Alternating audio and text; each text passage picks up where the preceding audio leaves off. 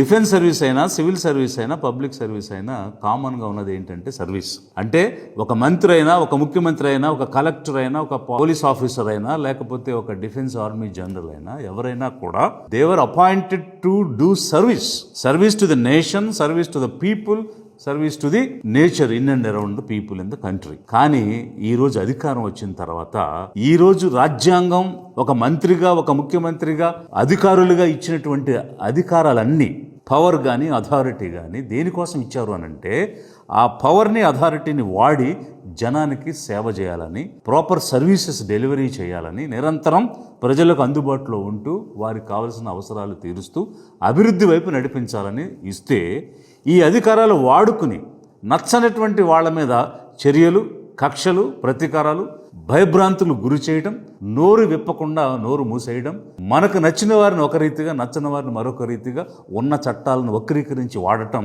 ఈరోజు రాష్ట్రంలో కనిపిస్తుంది. ప్రభుత్వం ఏర్పడి ఇంచుమించు 20 నెలలు దాటిపోయింది, 2 సంవత్సరాల దగ్గర అవుతూ ఉన్నది.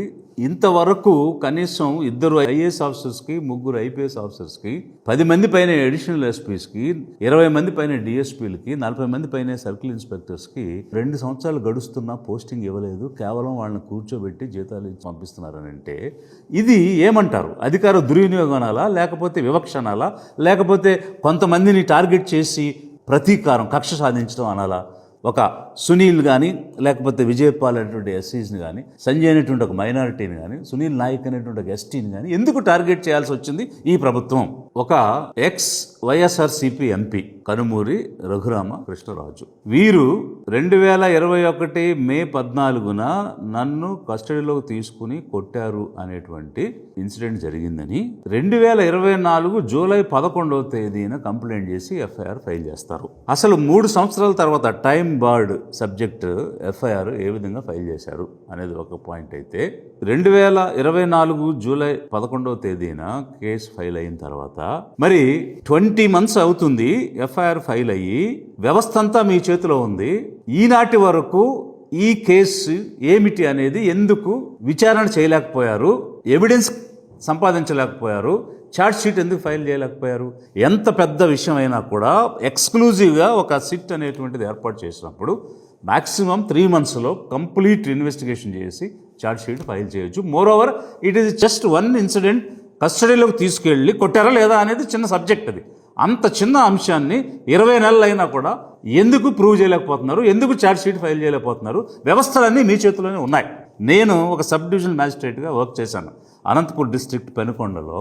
మ్యాజిస్ట్రియల్ ఎంక్వైరీ నాకు ఒకటి వచ్చింది. వస్తే మడకశిర పోలీస్ స్టేషన్లో పోలీస్ కస్టడీలో ఒక వ్యక్తి చనిపోయాడు. చనిపోయినటువంటి వ్యక్తి ఊరేసుకుని చనిపోయాడు, అక్కడ గోడకున్న మేక్కి ఊరేసుకుని చనిపోయాడు అనేది అక్కడ ఇచ్చిన రిపోర్ట్. మరి ఆ గోడకు ఊరేసుకుని చనిపోయాడా, లేకపోతే పోలీసులు చంపేశారా అనేది మ్యాజిస్ట్రియల్ ఎంక్వైరీ. వితిన్ 3 months ఎంక్వైరీ చేసి అతను మేక్కి ఊరేసుకుని చనిపోలేదు, పోలీసులే చంపేశారు అని చెప్పి నేను రిపోర్ట్ క్లియర్ చేసి ఇన్స్పెక్టర్ మీద మర్డర్ ఛార్జెస్ పెట్టి యాక్షన్ తీసుకోవడం జరిగింది. ఒక కస్టోడియల్ డెత్ని నేను 3 నెలల్లో క్లియర్ చేయగలిగితే, కస్టోడియల్ టార్చర్ చిన్నది, అసలు కొట్టారా లేదా అన్న అంశాన్ని 20 నెలలైనా తేల్చలేకపోతుందంటే, మీ దగ్గర వ్యవస్థ అంతా పెట్టుకుని ఇంతమంది ఐపీఎస్ ఆఫీసర్స్, ఐపీసీ సెక్షన్లో తెలిసిన వాళ్ళని పెట్టుకుని కనీసం ఒక కేసు తేల్చలేకపోతున్నారంటే దీని అర్థం ఏమి జరగలేదనే కదా, ఎవిడెన్స్ లేదనేది కదా.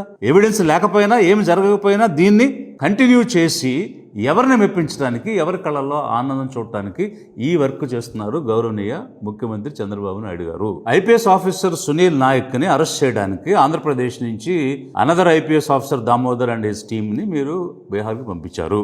అయితే వీరికి ఐపీసీ తెలుసు. మరి ఒక ఆఫీసర్ ఇంట్లో ఉంటే గోడ దూకి వెళ్ళి అరెస్ట్ చేయడానికి ప్రయత్నం చేస్తారా? అక్కడ పాట్నా హైకోర్టులో ముద్దాయిల్లాగా మన ఆంధ్రప్రదేశ్ పోలీస్ ఆఫీసర్స్ నిలబడాల్సిన పరిస్థితి, అరెస్ట్ ఒకటే తక్కువైంది, దయదలిచి వదిలేశారు. కనీసం వారికి తెలియదా ట్రాన్సిట్ పర్మిషన్ తీసుకోవాలని, అక్కడ లోకల్ మ్యాజిస్ట్రేట్ ముందు వీరిని ప్రవేశపెట్టాలని? మీరు చంద్రబాబు నాయుడు గారు, ఐఎమ్ ఎలజింగ్ ఏమిటంటే మీరు జాతి వివక్ష పాటిస్తున్నారు, మీరు ఈ డిస్క్రిమినేషన్ చూపిస్తున్నారు. ఎందువల్ల అంటే ఆంధ్రప్రదేశ్లో ఐపీఎస్ ఆఫీసర్స్ ఎవరు లేరా? ఇలాంటి కేసు చేయడానికి ఒక కమ్మ ఐపీఎస్ ఆఫీసరే దామోదర్ అనేవాడే దొరికాడు మీకు. వేరే ఎవరు కూడా నిజాయితీగా పనిచేసేవాళ్ళు లేరా? అంటే మీరు చేయాలనుకుని టార్గెట్ చేసి యాక్షన్ చూపించాలనుకునే కేసులో మీ కమ్యూనిటీ వాళ్ళు అయితేనే పనిచేస్తారని వేశారు అని అంటే, మీరు సీఎంఓలో కీలకమైన పదవుల్లో ఎలాగో మీ కమ్యూనిటీ వాళ్ళని పెట్టుకుంటున్నారు, ఫైన్. బట్ ఇలాంటి విషయాల్లో కూడా పెడుతున్నారని అంటే హౌ డిస్క్రిమినేటరీ యు ఆర్. ఇది పక్షపాతం కాదా? ఇది బయాస్ కాదా? మీరు సమాజాన్ని అంతా సమదృష్టితో చూస్తున్నారని అనుకోవాలా? ఎలా అనుకోగలుగుతాం? ఈ గౌరవనీయ రాజు గారు ఏమంటారంటే, అతను ఏదో పోస్ట్ పెట్టాడు, సునీల్ నాయక్. ఏమని పోస్ట్ పెట్టాడు?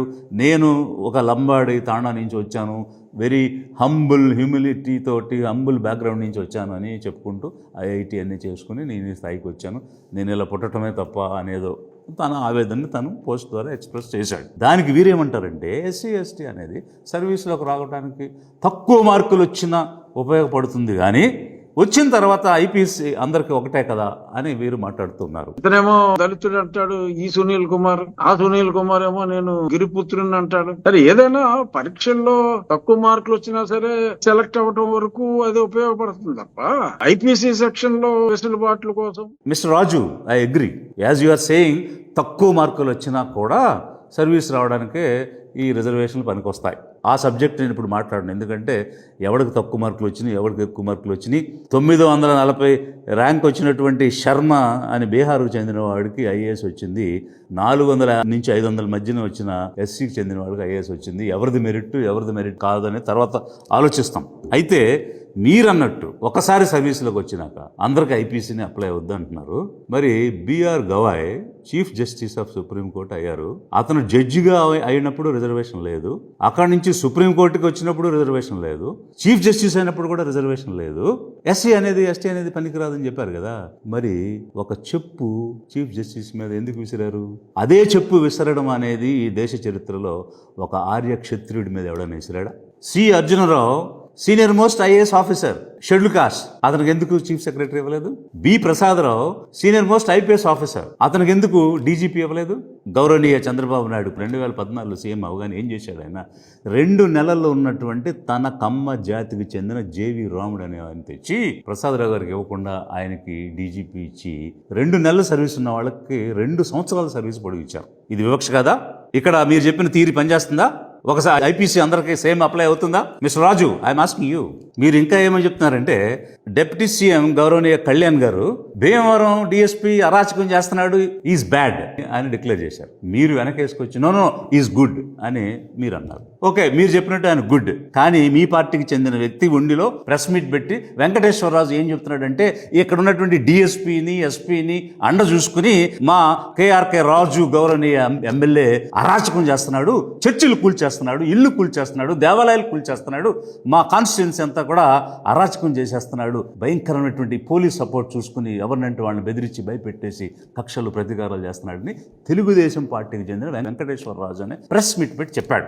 దారుణాదారుణం సార్. ఆ సైకో నాగరాజు చెబుతున్నాడు, పడగొట్టేయాలంటున్నాడు. కొట్టేయండి, మిషన్ పట్టుకెళ్ళిపోండి. నాకు ఫోన్ చేసి అంటేనే మా బామ్మద్దులు బెదిరించేసి చంపించేస్తాను. చంపేనా నాగరాజు? ముందాన్ని అర్జెంట్గా ఎవరి ఫర్మేసి చంపించే, లేదా 10 కేసులు పెట్టే.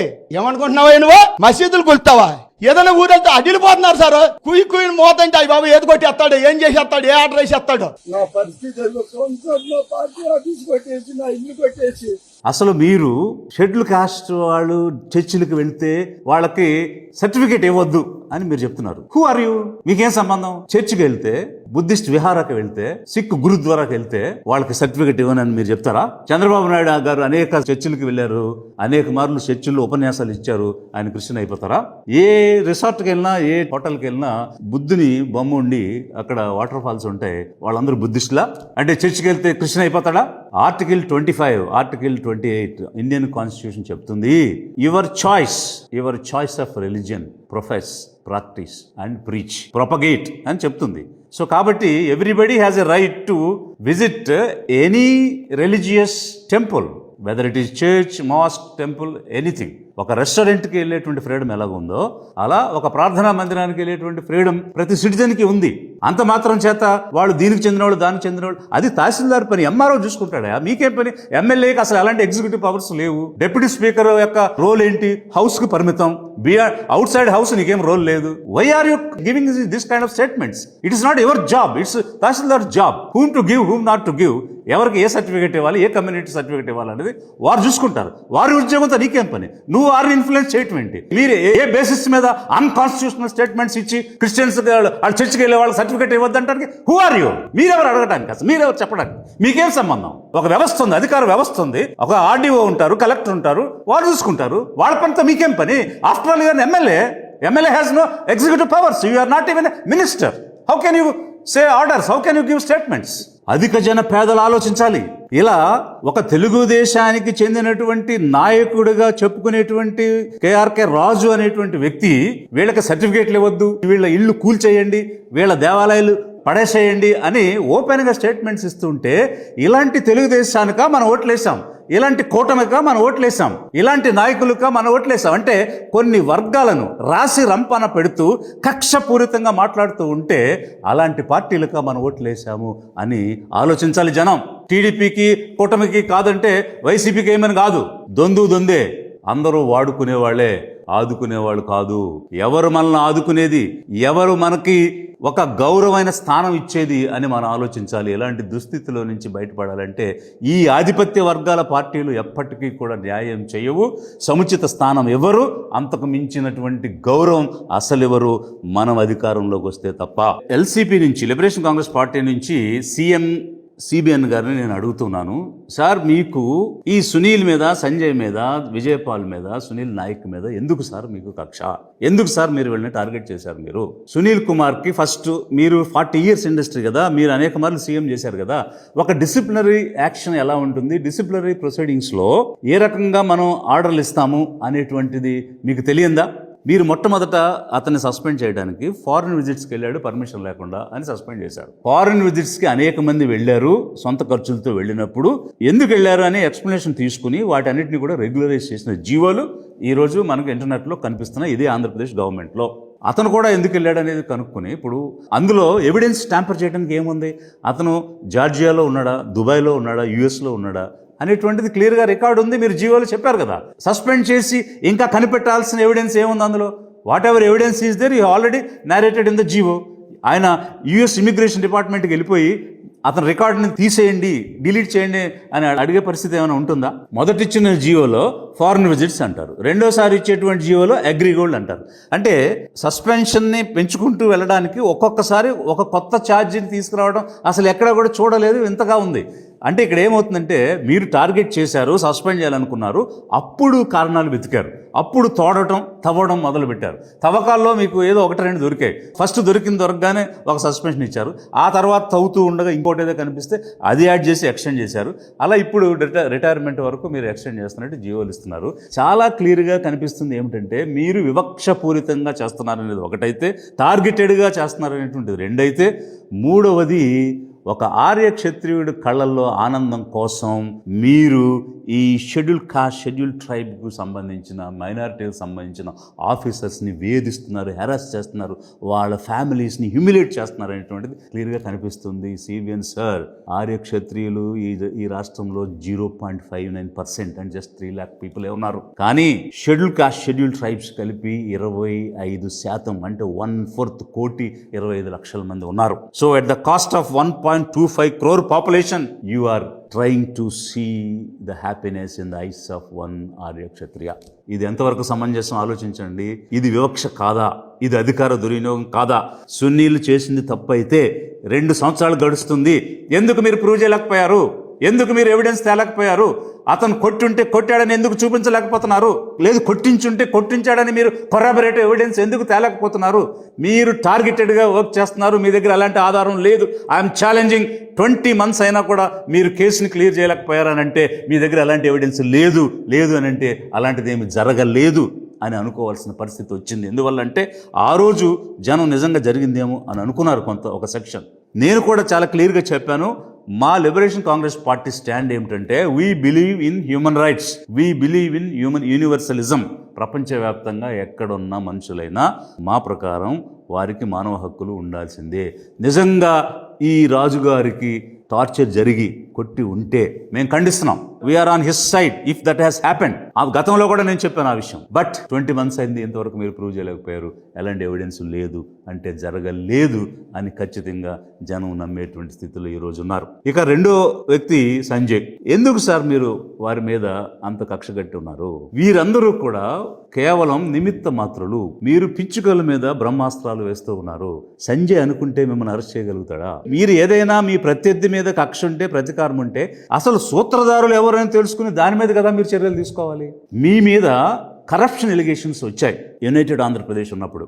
వస్తే దాని మీద ఎంక్వైరీ చేస్తే మీరు హైకోర్టుకు వెళ్ళి అది అరెస్టు కాదు, యాక్షన్ కాదు, జస్ట్ అన్ ఎంక్వైరీ. ఆ ఎంక్వైరీ కూడా నా మీద జరగడానికి వీల్లేదని హైకోర్టుకి వెళ్ళి మీరు ఆర్డర్ తెచ్చాం. అంత కెపాసిటీ ఉన్న మీరు 3 సార్లు ముఖ్యమంత్రి, ఆనాటికి అపోజిషన్ లీడర్గా ఉన్న మిమ్మల్ని ఒక ఐపీఎస్ ఆఫీసర్ అనుకుని అరెస్ట్ చేయగలుగుతాడా? 53 రోజులు బెయిల్ రాకుండా ఆపగలుగుతాడా?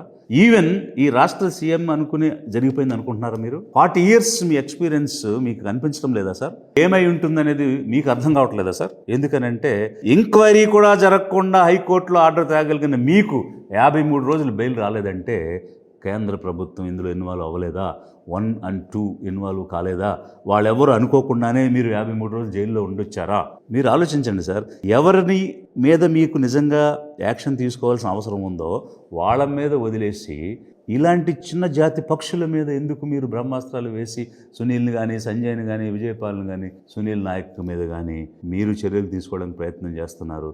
ఆలోచించమని నేను హానరబుల్ సీఎం సిబిఎన్ గారిని అడుగుతున్నాను. మీకు రాజకీయంగా విభేదాలు, రాజకీయంగా కోపతాపాలు ఉంటే అది రాజకీయంగా చూసుకోవాలి, కానీ ఇలా ఆఫీసర్స్ మీద, ఎంప్లాయీస్ మీద పడి వారిని హెరాస్ చేయడం ఎంతవరకు సమంజసం? అసలు ఎఫ్ఐఆర్లో అక్యూజ్డ్గా ఉన్నటువంటి ఎక్స్ సీఎంని మీరు వదిలేశారు. ఇక్కడే ఉంటే అతనికి అరెస్ట్ చేసే దమ్ము లేదు, ధైర్యం లేదు.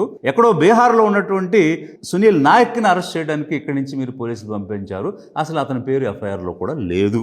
ఇది ఎలా చూడాలి? ఇది గౌరవనీయ సిబిఎన్ గారు, అలాగే రాజు గారు, మిమ్మల్ని కోరేది ఏంటంటే మీకు కక్ష ఉంటే ఎవరి మీద ఉందో వాళ్ళ మీద తీర్చుకోండి. ఈ రోజు సునీల్ ఉంటారు, రేపు అనిల్ ఉంటారు, ఈ రోజు సంజయ్ ఉంటాడు, రేపు అంజయ్ ఉంటాడు. ఒక్కొక్క రోజు ఒక్కొక్కరు రోల్స్ చేస్తూ ఉంటారు. వాళ్ళేమి పర్మనెంట్ కాదు, వాళ్ళేమి పనిగట్టుకుని చేసినవి కాదు.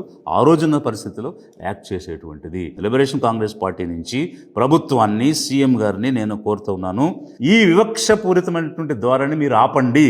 మీరు వివక్ష చూపిస్తున్నారనేది చాలా స్పష్టంగా కనిపిస్తుంది. ఈ జాతి భేదాన్ని తగ్గించండి.